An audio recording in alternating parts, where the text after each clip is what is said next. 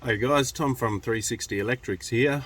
If you've got a tripping power circuit and your RCD is off, say your RCD is off like this, there are things you can do to try and diagnose the issue yourself.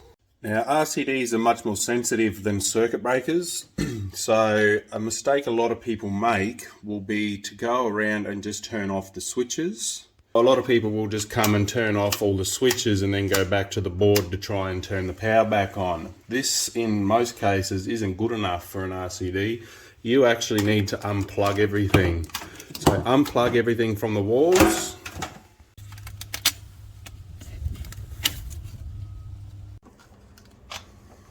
Once you've unplugged all of the appliances, power boards, leads, go back to the board and try and turn the RCD back on. If the RCD stays on, then you know something you've unplugged has been causing the issue.